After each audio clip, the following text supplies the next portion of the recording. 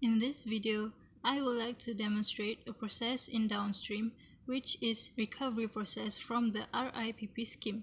Recovery process involves liquid-solid separation as the product is dewatered, concentrated, and particles is removed. In this video, I choose to set up a filtration technique at home. Filtration is a low resolution, which is less selective but yield a high throughput of product are used for recovery in the industrial process. There are simple steps that can demonstrate the filtration techniques, and I choose the simplest one by filtering slurry of blended guava. In this video, I will emphasize on the sizing of membrane used to filter and insight how conventional filtration and microfiltration works. Let's say I want to extract out the active ingredient of citric acid in guava. So first, cut the guava into smaller pieces and add water to blend it to slurry form. The purpose of filtration is to remove or collect cell debris and reduce volume. Theoretically, the biological products are separated based on size. On top of that, in industrial scale, the citric acid is produced at a mass scale. Therefore, they used microorganisms like Aspergillus niger or Candida sp from different sources of carbohydrates such as molasses and starch-based media by submerged fermentation. Rather than using the actual guava to extract out the active ingredient, they instead use microbes, as it has rapid growth, less cost, and the product yield is high. Second, add water to the chopped guava to make the blending process easier. Third, we blend the chopped guava. The blending process itself actually makes the active ingredient easier to be extracted out. So here we need a bottle, and then we need a cloth.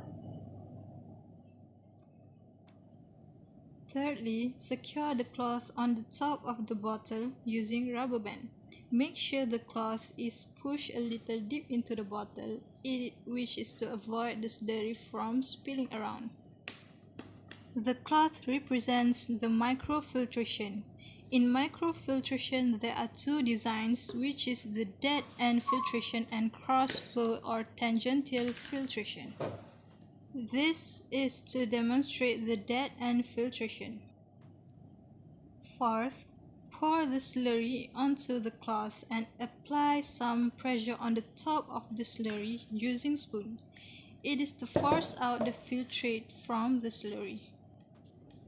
We will observe that the amount of filtrate that passes through the cloth, which represents the microfiltration, is very small.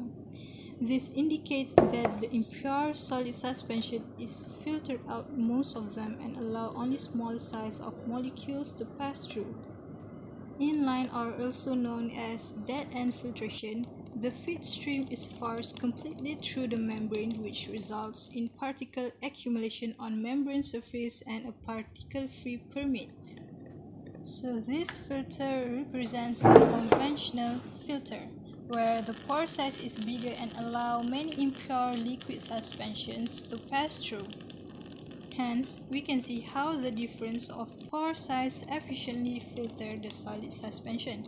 The smaller the pore, the smaller molecule will be retained. So when the residue of guava is filtered, that represents the cake. A cake filtration is one type of filtration where the large particles are retained while the smaller units or particles will pass through the filter medium. The larger the size of pore will only retain the larger suspended solid, while the smaller size pore will retain smaller macromolecules. This allows the capture of the product as a solid in a particulate-free liquid. So why do we need filtration process in recovery? Well, after successful fermentation in the upstream process, product of interest also need to be separated from a large number of impurities. If such a product stream is sent directly to a high-resolution separation device, it will be soon overwhelmed and fail to function properly. Therefore, it makes sense to use high throughput, low resolution technique first to significantly reduce